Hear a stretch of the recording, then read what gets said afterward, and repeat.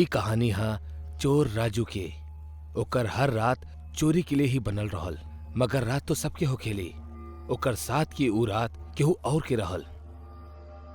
रात रहल मगर चांदनी रात ना। चोर राजू एक घर के खिड़की खोले के कोशिश करत रहल। ओकर पीठ पर एगो बैग टंगल रहल। घर के चारों ओर आंगन और बाउंड्री रहल। राजू ई काम एगो लोहा के छड़ से करत रहल, जेकरा वो खिड़की के नीचे की ओर से अंदर की ओर करके रखले रहल। राजू एगो जोर के हाथ मारेला और अंदर से खिड़की खुल जाली। राजू हिन्ने उन्ने देखेला और अंदर कूद जाला। अंदर आवत ही राजू खिड़की वापस बंद कर देवेला। अपना बैग में से वो एगो काला कपड़ा निकाल के ओकरा खिड़की के ऊपर रख देवेला और टॉर्च जला लेवेला। कपड़ा टांगे के मतलब ई है कि बाहर रोशनी ना जाओ। राजू के जब कहीं कुछ न मिलेला तो वो हताश हो जाला। आज के दिने खराब बा, जौनी मनहूस घर में चोरी करे नहीं, कुछ ना बे जा। राजू सिगरेट निकाल के पिए लागल। जलावे के खातिर लाइटर के यूज करेला। चला भाई राजू, कोनो और ठिकाना ढूंढल जाओ। इहे के साथ राजू काला कपड़ा उतार के बैग में रख लेवेला और खिड़की खोलेला, लेकिन खिड़की ना खुलेली। ई खिड़की काहे ना खुल रहल बा? राजू और कोशिश करेला, लोहा के छड़ से खोले के कोशिश करेला।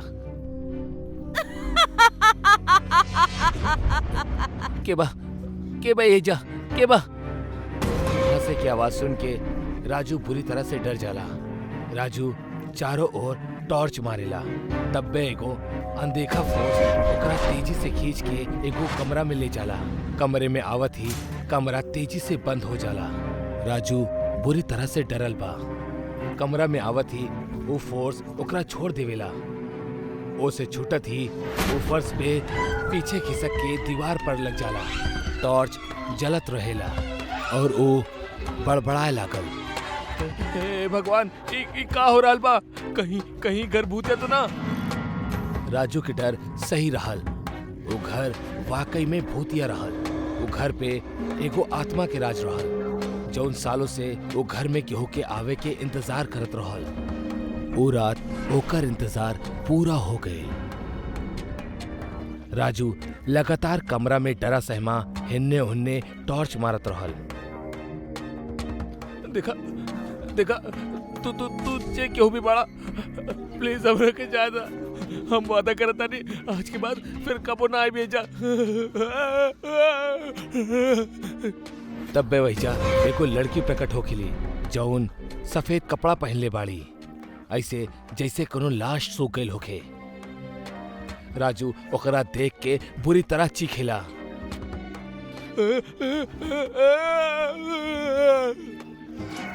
डरे और चीखे के जरूरत नहीं खे, हम तोहरा के जाए देब। बस तू हमार दू काम कर दा। तू जोन बुलबू हम करब, हमरा के जाता बस। पहला काम तोहरा के ये आदमी के हर हाल में यहाँ लावे के बा, और दूसर काम ये औरत के यहाँ बुलावे के बा। ठीक बा, हम लेकर आओ तनी। भूतनी राजू के 2 फोटोग्राफ देविली। आदमी के फोटो के पीछे ओकर एड्रेस लिखल बा और महिला के फोटो के पीछे ओकर फोन नंबर लिखल बा। रुका, तू इनका के लावे जा सकेला, लेकिन तोहार आवे तक तोहरा अपन जगह अपन कोनो करीबी के यहाँ छोड़े के होई। अगर ऐसा ना करबा तो तू यहाँ से कब्बो ना जा पाइबा। फोन लगावा। राजू के कुछो समझ में ना आवेला कि वो का करे। आखिर में वो फोन लगावेला। हेलो रश्मि। जो राजू के सबसे करीबी ओकर पत्नी ही रहल, यही से वो ओकरा के बुलौलस। पत्नी खिड़की से घर में और फिर कमरा में आवेली। काहे बुलेले बाड़ा हमरा के यहाँ ये उजड़ल चमन में? तब बे राजू के पीछे वो भूतनी आ जाली और जकरा देख के रश्मि चीखे लागल। तब बे भूतनी ओकरा गर्दन से पकड़ के उठा लेवेली। ई का कर रहल बाड़ू तू? छोड़ दे एकरा के, छोड़ दा, प्लीज छोड़ दा, एकरा के मत मारा एकरा के। परेशान मत होखा, बस ये देखत रानी कि तू जेकरा के यहाँ छोड़ के जाताड़ा उस सच में तोहार करीबी बाड़ी की ना। अब जा और जल्दी से फोटो वाला आदमी के लेके आवा, कैसे भी करके लावा।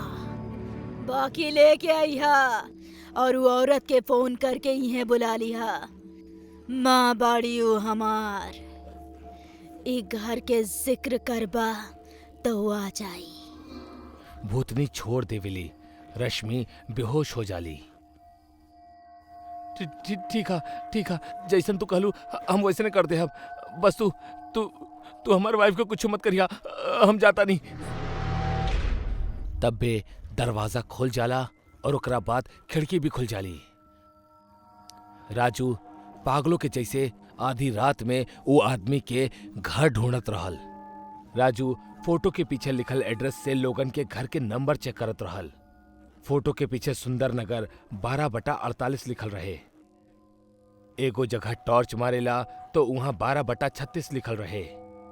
थोड़ा आगे जाला और फिर से टॉर्च मारेला, वहां 12/48 लिखल रहल। साथ में लिखल रहेला राम निवास। राजू अपना बैग से देसी कट्टा निकालेला और हाथ में पीछे के अंदर तक जाला। बेल बजावेला। 2 बार बेल बजत ही एगो आधी नींद में एगो आदमी बाहर आवेला। जी कहीं? सुनील जी से मिले के बा। हमें सुनील बानी कहीं? नाम कंफर्म होखत ही राजू सुनील के सर पे देसी कट्टा के पिछले हिस्सा से वार कर देवेला। सुनील ओकरा बाहों में झूल जावेला। राजू अपन फोन निकालेला और लेडी से बात करे लागल। हेलो, हमार नाम राजू हा। ये वक्त हम आनंद नगर के घर में कैद बानी। आप ना नहीं तो हम मर जाइम। राजू सुनील के एगो बाइक पे बांध के लेके निकल जाला। राजू ओकरा खिड़की से अंदर ले आवेला और खींचत हुए कमरे में ले जाला। इली भूतनी जी, जैसन आप कहले रहनी हम वैसन कर देनी। अब शायद हमरा के वो औरत भी आए वाली हुई। ओहो आ गइल बाड़ी। घर के ताला खोल के अंदर दाखिल होकेली। अंदर आवत ही वो लाइट जलावेली। के बा अंदर? के फोन कैले रहे हमरा के? कमरा से आवाज आवेली। माँ, हम बोलेले बानी आपके, हम अपनी कमरा में बानी माँ। आवाज सुन के माँ परेशान और हैरान हो जाली। वो दौड़त हुए कमरे में जाली। नीलू। कमरे में ओकरा राजू, ओकर बेहोश बीवी और सुनील मिलेलन। वही जे भूतनी खड़ल रहेली। नीलू नाम लेत ही भूतनी एगो सुंदर सी लड़की में बदल जाली। हाँ माँ, हम तो हर नीलू। तू कहाँ चल गए रहलू हमार बच्ची? कितना ढूंढनी तारा के हम। तू जिंदा बाड़ू, मगर हम तो तोरा अपना हाथ से मरले रहनी। यही जे सुन ले लू माँ, हमार मंगेतरी हमरा के मार के ए पलंग के नीचे दफन कर दे ले रहे। काहे कि हम एकरा के जबरदस्ती करे से रोक ले रहनी, तभी हमार विश्वास के चीर ले रहे। और अब हम एकरा के चीर दे। अब हम आजाद बानी माँ, अब हम आजाद बानी। चलतानी माँ। इतना कह के नीलू फिर से भूतनी बन जाली और अपन हाथ सुनील की ओर करेली और गर्दन टेढ़ी करेली। सुनील दीवार से जाके चिपक जाला और ओकर हाथ मुड़ के टूट जाला। फिर टांग भी मुड़ के टूट जाली और ओकर मुंह टेढ़ा और बड़ा सा फट जाला। भूतनी गायब हो जाली। वही जा कमरा में रोवत माँ, हैरान राजू और बेहोश राजू के पत्नी रहल। हर इंसान के अपना कर्म के फल यह जन्म में भुगते के पड़ेला। यही से कहे नी, बुरा कर्म करे से पहले सोच ला, अगर ओकर परिणाम तोरा भुगते के पड़ी तक का तू सह पैबा?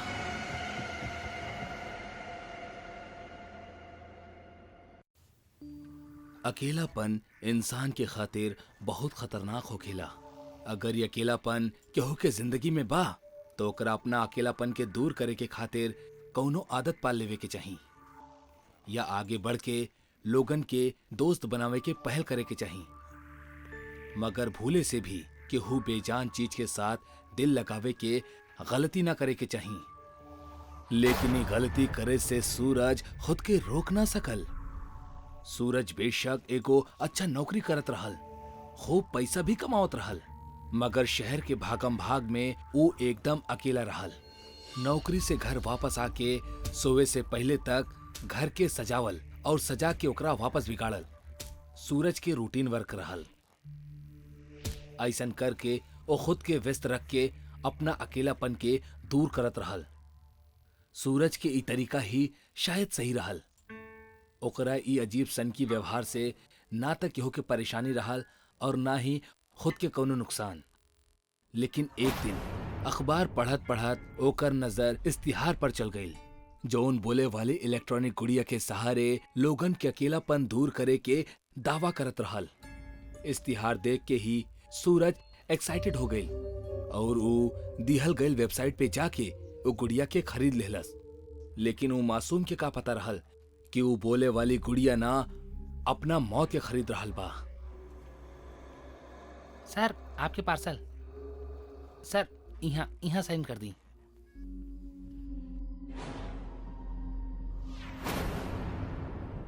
हाय, हमार नाम गुड़िया है। बाकी अगर तहनी के हमार नाम पसंद नहीं खे तो तू अपन पसंद से हमार कौनो भी नाम रख सकेला। का तू हमार नाम बदले चाहबा? का तू हमार नाम बदले चाहबा? ना, तहार नाम हमरा के पसंद बा गुड़िया। धन्यवाद। अब लगे हाथ इहो बता दा कि हमरा तहरा के कौन नाम से बुलावे के चाही। सूरज, तू हमरा के सूरज का के बुला सकेलू। हाय सूरज, कैसन बाड़ा तू?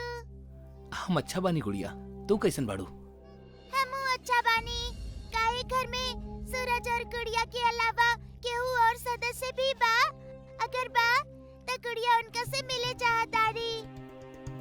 ना गुड़िया, इत्तेफाक से तोहरा और हमरा अलावा ई रेंटेड हाउस में और केहू ना रहेला। रुका, हम तहार खूबसूरती और बढ़ा देतानी। यहाँ मकान मालिक की एक पुरानी अलमारी है, ओमे शायद तोहरा लायक कपड़ा मिल जाओ। ये अच्छा भल जोन पुराना किराएदार यहाँ कुछ कपड़ा छोड़ के चल गई। ई त लागत गुड़िया के ही खातिर बनल बा। देखा कितना सुंदर कपड़ा लायल बानी हम तोहरा खातिर।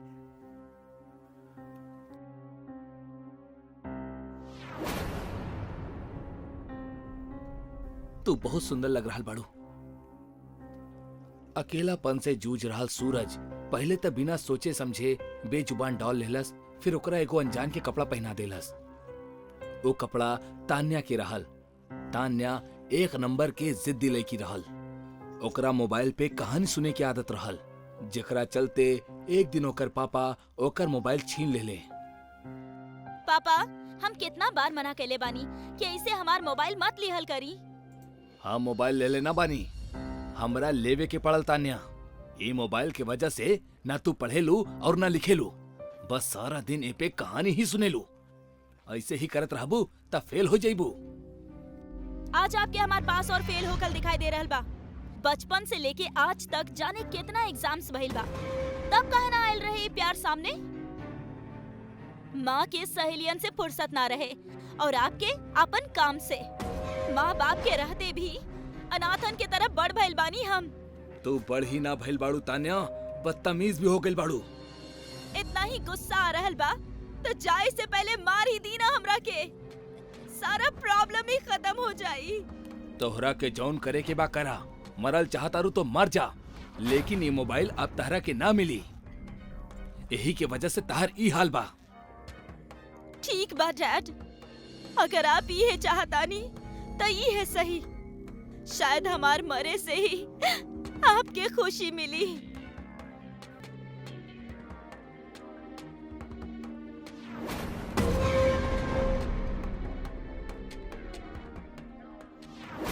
तान्या के मरला के बाद ओकर पिता के बुरा हाल हो गल रहे।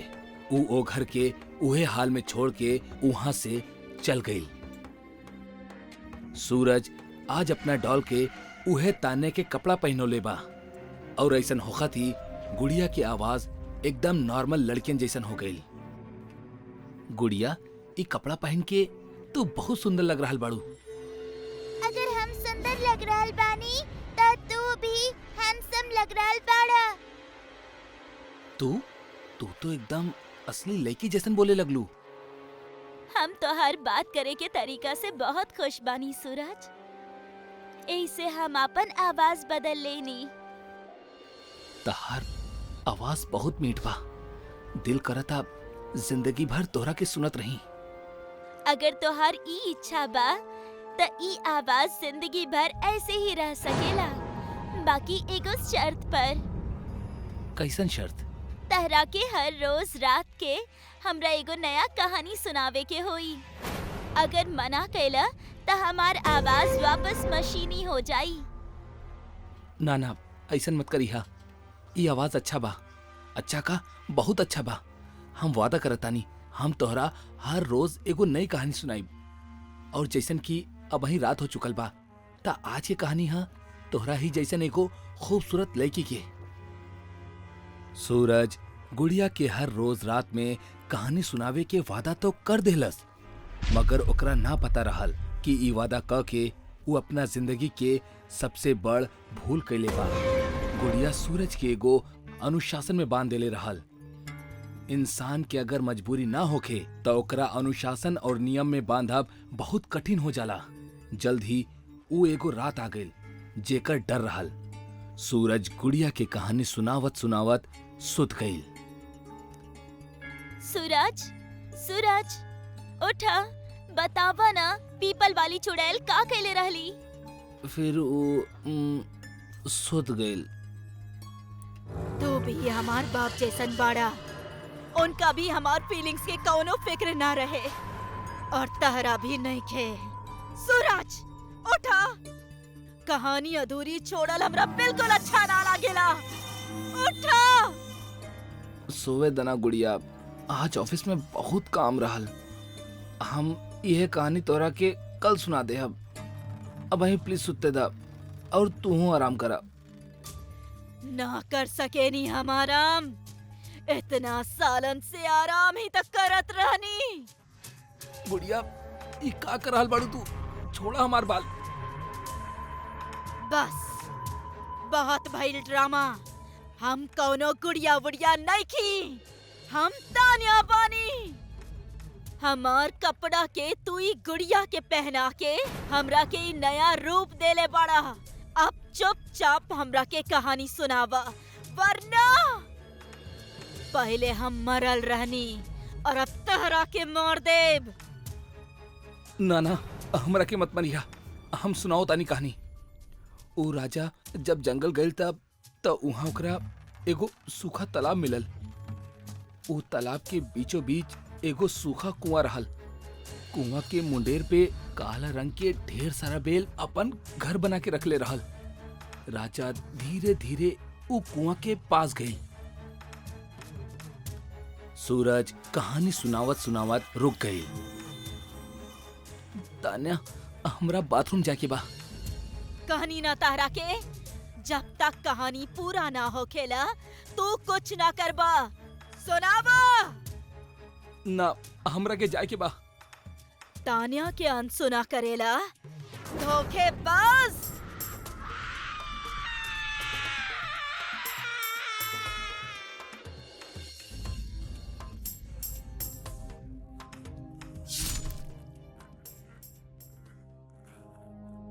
मौत जिंदगी के एक ऐसन मोड़ हा जौन कब्बो भी सामने खड़ा हो जाला। लेकिन अगर सूरज ध्यान देले होखत तो वो अपना मौत से बच जात। अकेलापन दूर करे के खातिर हमने बनावटी चीज के इस्तेमाल कब्बो न करे के चाहिए। ई बनावटी चीज हमनी से हमार असली अपनापन छीन लेवेला। यही से हमनी वो दोस्त बनावे के चाहिए जौन सामने दिखाई देवेले, जिसमें जान हो, एहसास हो और प्यार हो। तान्या मोबाइल की वजह से ही मरल। सूरज, गुड़िया और तान्या की वजह से। अब ना जाने केकर अकेलापन के नंबर हा। हमरा से वादा करके ओकरा तोड़े की यह सजा बा, मौत।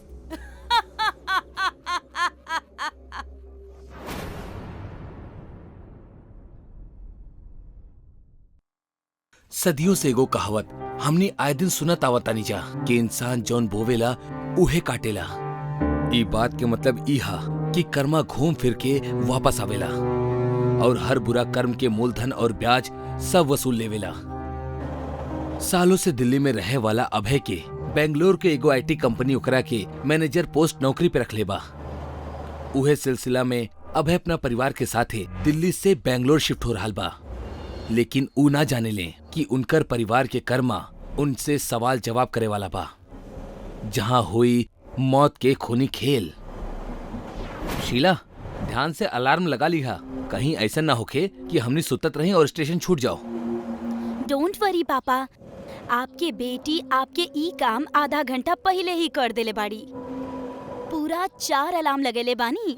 थैंक यू बेटा, एक तू ही बाड़ू जौन हर काम सही से करेलू। तोहरा माई के ऊपर अगर कोनो काम छोड़ देनी तो समझ ला गइल भैंस पानी में। कुछ ज्यादा ना हो गइल अभय। Good night.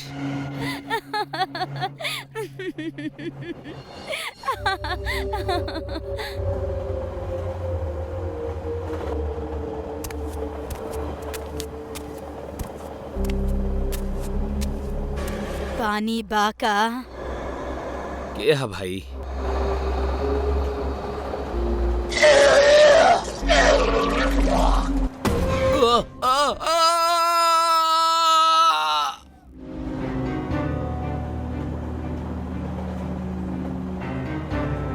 खून खून खून खून खून खून अभय, खून का भइल? खून पापा, खून आप ठीक बानी?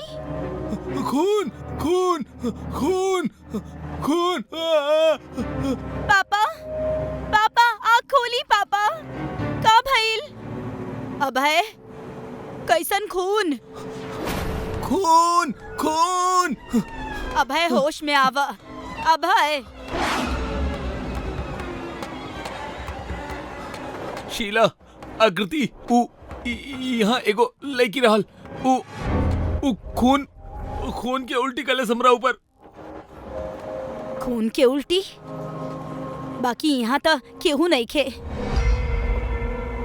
लगता भाई साहब कोनो बुरा सपना देख लेले बाड़े। पानी पिलाइन करा के।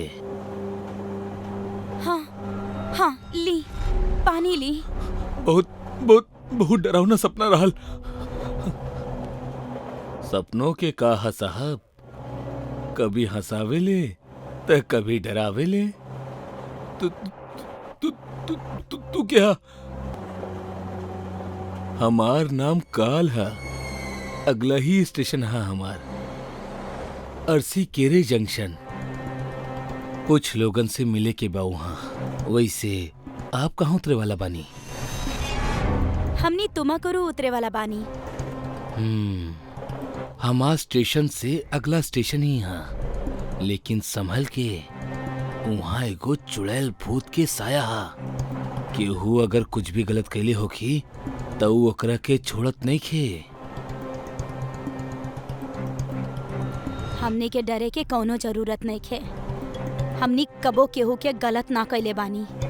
हमार स्टेशन आ गइल बा, जल्दी मिलल जाई।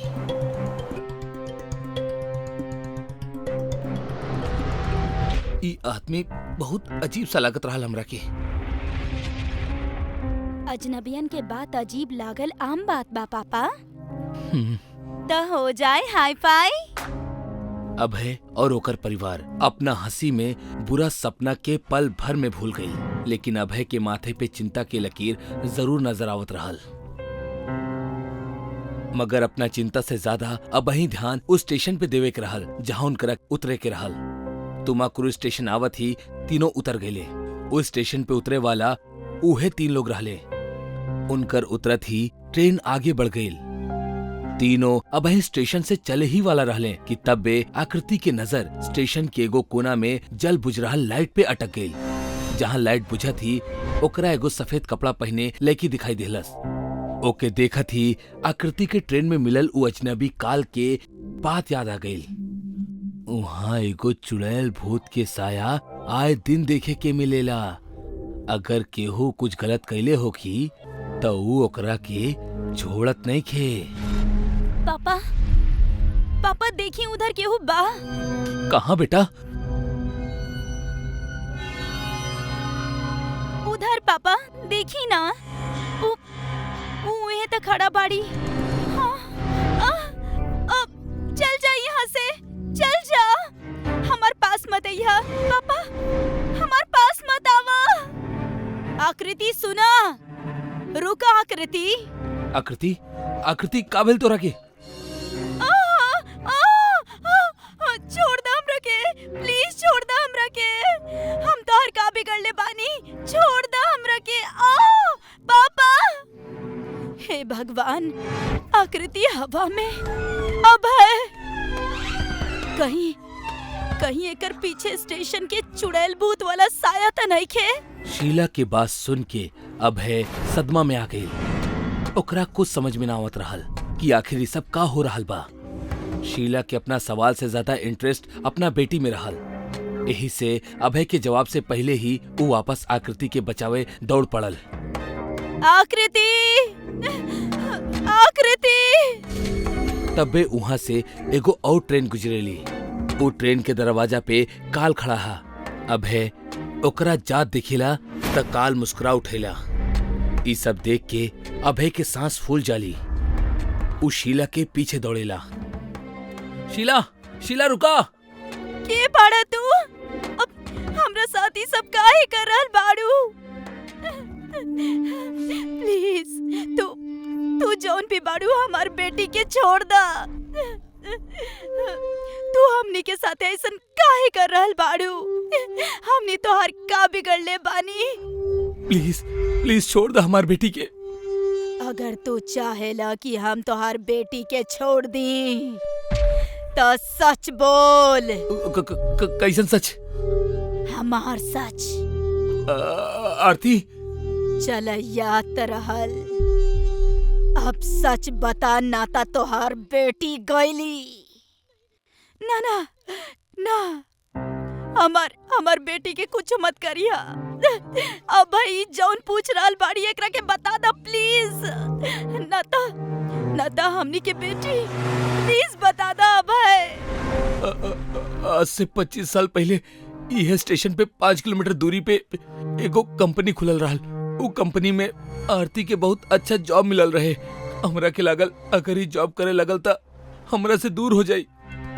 आरती प्लीज सुना ता, काहे करे के बतौरा के जॉब यार। हम बानी ना काम करे के खातिर। छोड़ दे जॉब के और वापस चला हमरा साथे। अभय प्लीज तू चल जा यहाँ से। और ये जॉब हमरा अपना खातिर ना, अपन फैमिली खातिर करे के बा, तोहरा खातिर ना। हम तरह के कितना बार कहले बानी, हमनी सिर्फ दोस्त बानी। ऐसे प्लीज हमार पीछा कईल बंद करा और इस शादी के ख्याल अपन दिमाग से निकाल द प्लीज। अगर तू हमार ना हो सकेलू तो तू अपना मन के ना कर सकेलू।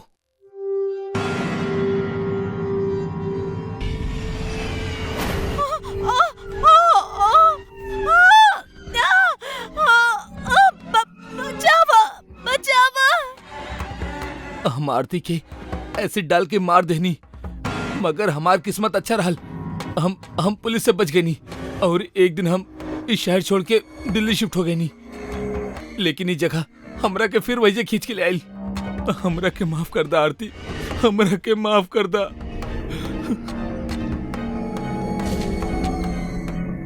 माफ कईनी, तू तो एकरा के माफ कर देलू आरती, लेकिन हम इनकरा के माफ ना कर सकेनी। चला बेटा। शीला, आकृति प्लीज प्लीज हमार बात सुना। शीला। लेकिन शीला और आकृति अभय के बात ना सुनेली। तब्बे अपोजिट डायरेक्शन से एगो ट्रेन आवेली जौन काल अभय के बोगी में रहल, जौन एगो दूसरा ट्रेन के दरवाजे पे भी रहल। उहे काल ये ट्रेन के इंजन में इंजन ड्राइवर के बगल में ही खड़ा रहल।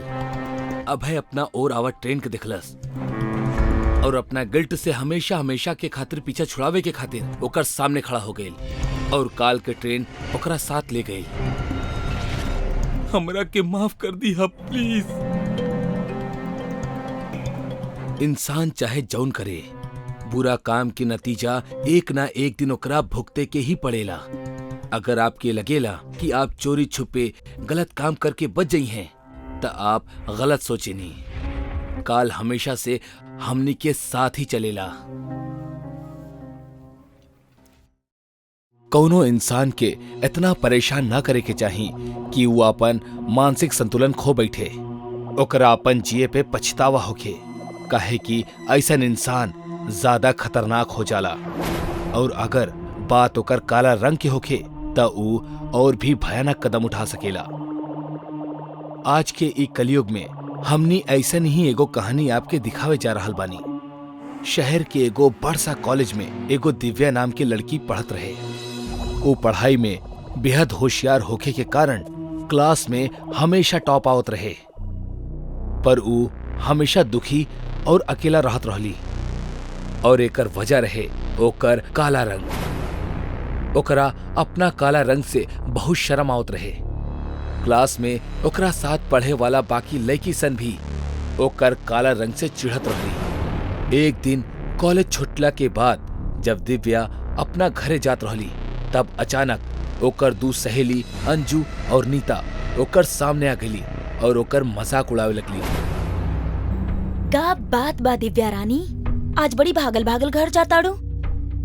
कुछ ना, हमके परेशान मत करा, जाए दा। अरे चल जइहा, बाकी कुछ देर हमनी के साथ बात तो कर लो। का पता बात करत करत हमनी के गोरा रंग तनी सा तारा पे भी चढ़ जाए और तू भी इतना बदसूरत ना लगा। अंजू और नीता हंसे लगली। दिव्या के नीता की बात के बुरा लागल। अरे ना नीता, ऐसा भी तो हो सकेला कि बात करत करत ही काली के रंग हमनी पर आ जाए और हमनी की खूबसूरती बिगड़ जाए।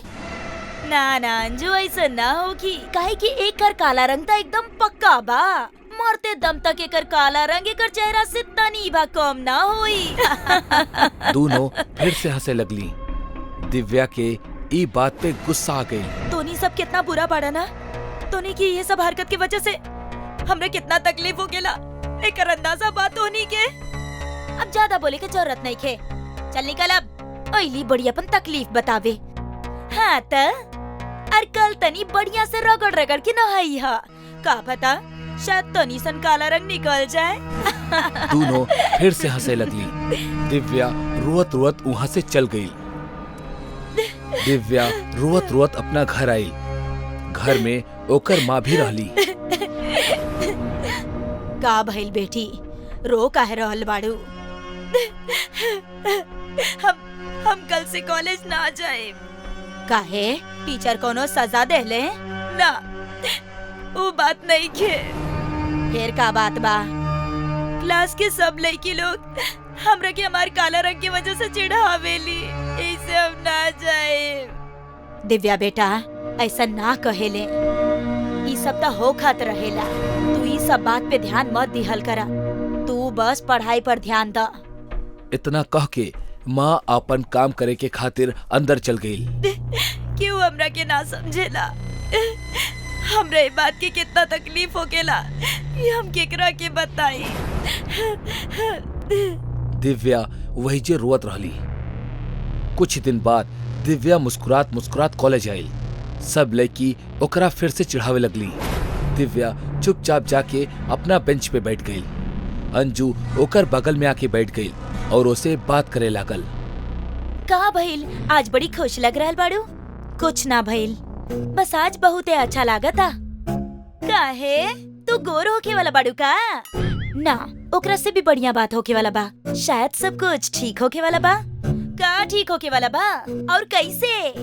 वो सब हमरा के ना पता। तो हर दिमाग खराब हो गइल बा का? कुछ भी बोल रहल बाड़ू? नहीं, बाकी वो सब छोड़ा। इला चॉकलेट खा, हमार माँ अपन हाथ से बनेले बाड़ी। का बात बा? चला, तुम्हारी क्लास में आवे के और हमरा से मिले के कुछ तो फायदा भइल। अंजू उस चॉकलेट के लेहलस और खा लेहलस। वाह, बहुते अच्छा बनल बा था। और बा ना, अब हमरा पास नहीं खे, बाकी घर पे बहुत सारा बा। ई बस टेस्ट खातिर लेके आयल रानी। ठीक बा, कल ज्यादा लेके आइहा। अगला दिन जब दिव्या कॉलेज में आयल तक क्लास में सारा लड़की एक जगह पर जमा रहली। दिव्या नीता के पास गई।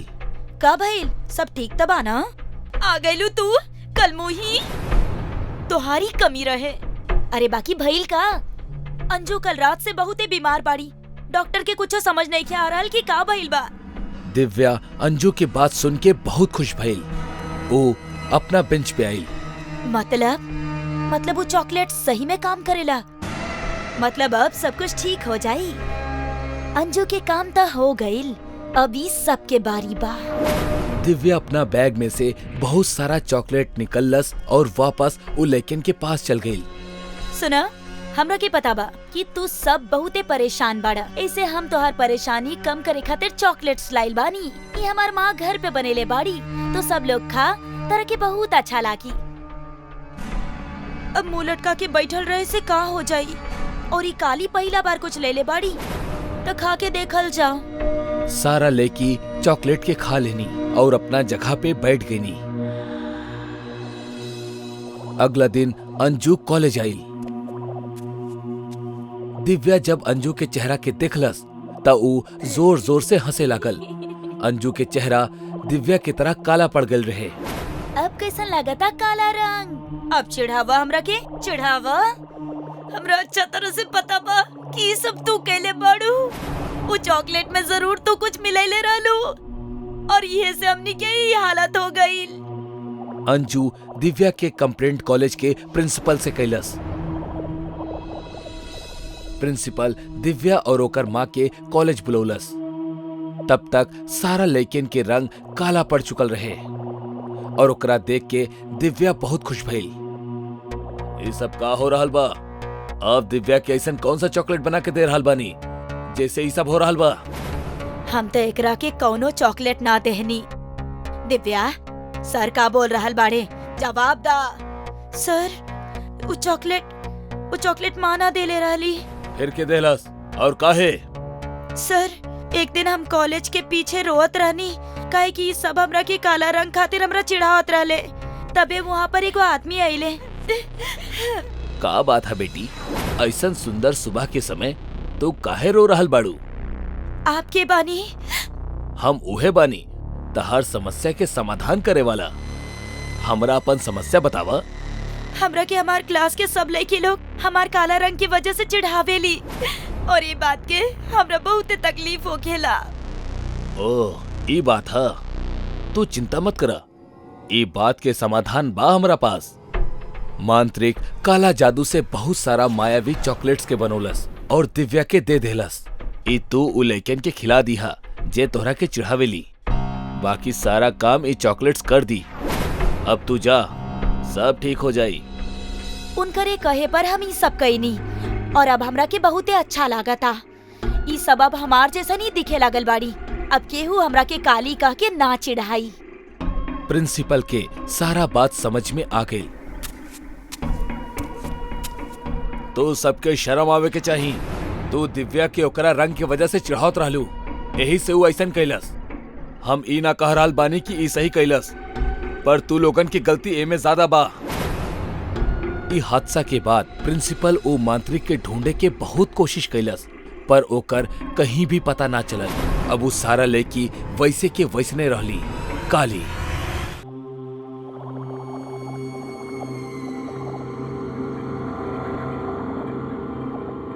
भाई जी, ई रहल कल की शादी से आयल सामान के पूरा लिस्ट।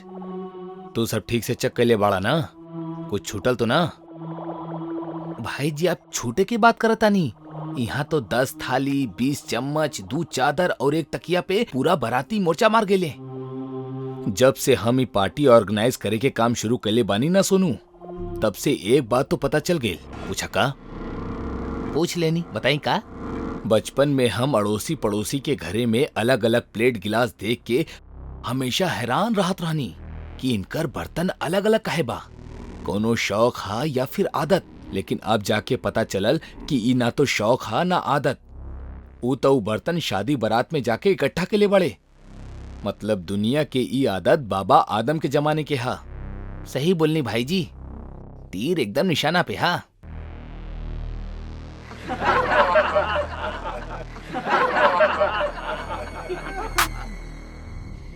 Excuse me. जी कहीं। हमार नाम वीर हा। हम आईटी कंपनी सुपरजेट के मैनेजर बानी। हमरा अपना कंपनी के खातिर आपके हॉल में पार्टी ऑर्गेनाइज करवावे के बा। जरूर करवाई, बस इतना बता दें कि लोग कितना हुई हैं और पार्टी कौन दिन करवावे के बा। पार्टी कले करवावे के बा और लोग करीब 100 के आसपास तो होबे करी हैं। खाना और डेकोरेशन ऐसन होके के चाहिए कि हमार बॉस खुश हो जाओ बस।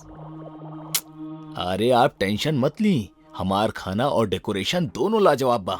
आपके 100 के 100 लोग खुश होके ही जाई हैं। बस आप एडवांस दे दी। डेकोरेशन और खाना मिला के 15 लाख रुपया होगी। आपके 20% एडवांस लागी। ठीक बा, आप ही 5 लाख रखी। चला सब कुछ समय से पहले ही रेडी हो गई।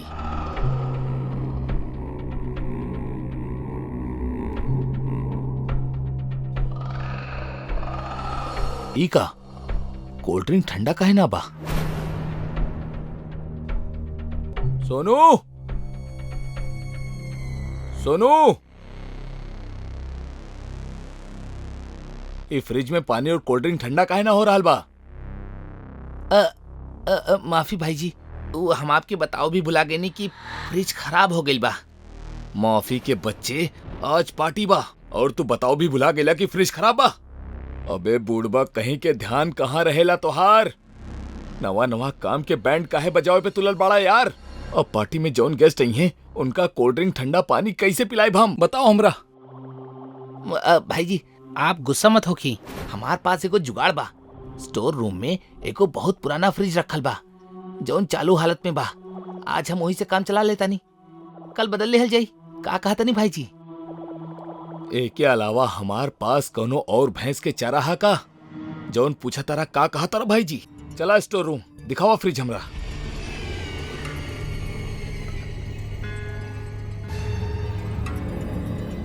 इहा भाई जी, शहनशाह जुगाड़ू फ्रिज। पक्का चालू बा ना? झूठ बोलब तो कौवा काटे भाई जी। ठीक है, तू जा किचन देखा, हम एकरा सेट करता नहीं। जी भाई जी। भगवान के लाख लाख शुक्र हा जौन समय पे जुगाड़ हो गई, ना तो नया फ्रिज खरीदे के पड़त।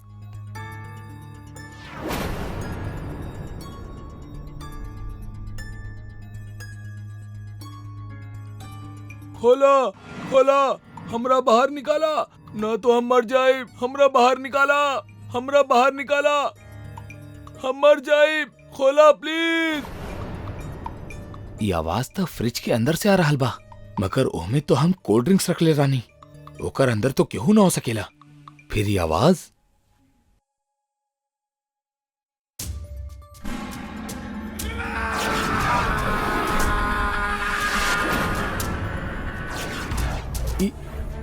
ये हम कहाँ आगे नहीं, ये कौन सा जगह बा?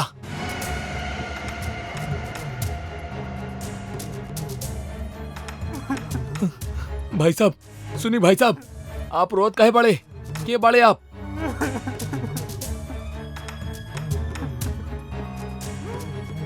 भाई साहब कुछ बोली ना। ऐसे ऐसे मत देखी भाई साहब, हमरा के डर लग रहा बा। आपके नाम कहा? जल्दी से भाई जी के बता दी कि पानी के टैंकर बिना पैसा लिए ना आई। भुला गई नहीं तो फिर से भाई जी के डांट खाए के पड़ी हमरा के। भाई जी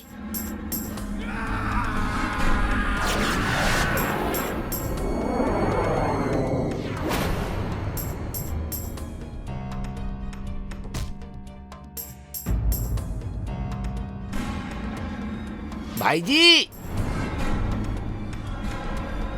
भाई जी काबिल, भाई जी, भाई जी का भेल रहे हमरा के? पता ना भाई जी, आप बस यहाँ बेहोश पड़ल रहले। ऐसे ऐसे मत देखा भाई साहब, हमरा के बहुत डर लग रहा बा। आपके नाम कहा? विक्की, विक्की नाम बा हमार। ई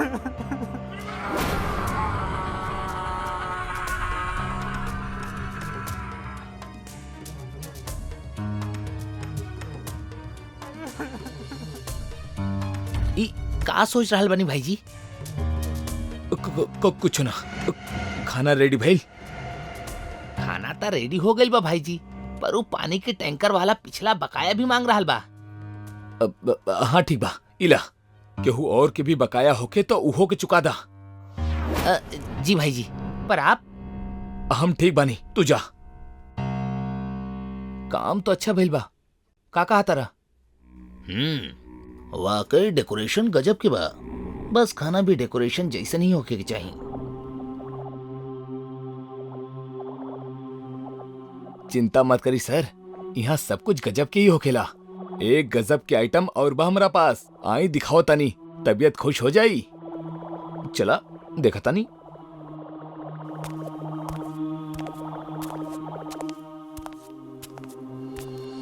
ये देखी सर। वाओ, ये फ्रिज तो एंटीक पीस लग रहा बा। मदनी फ्रिज के एंटीक दिखा भी फ्रिज के खासियत था या कुछ और भी खासियत बा में? ये फ्रिज के पीछे एगो कहानी छुपल बा, वो बहुत खास है। कौन सा कहानी? विक्की के तो जानती ही होंगे आप लोग।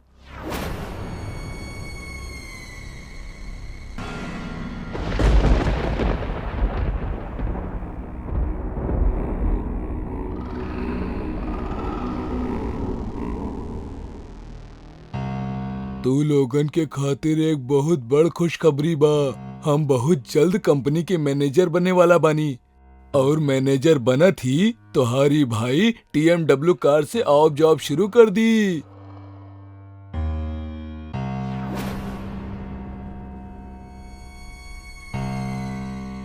ये तो बहुत खुशी के बात बा, काहे दोस्त लोग? हाँ, चीयर्स। विक्की, तू मैनेजर बनत ही हमनी पे रौब तो ना झाड़े लग बा ना? रब तो ना, पर हाँ, तू लोग टाइम पे प्रोजेक्ट पूरा ना करबा तो थोड़ा डांटब तो जरूर। हमनी के डट बा तू, अपन तरक्की से हमनी के जलेबा तू। इला साला, नौकरी तोरा के दिलैनी हम ही कंपनी में, और तू हमरा से आगे निकल बा। इला साले, जब तू इस दुनिया में रह बा तबे तो मैनेजर बन के डटबा ना हमरा के। ई हमार तरफ से तोहार प्रमोशन के तोहफा। मौत।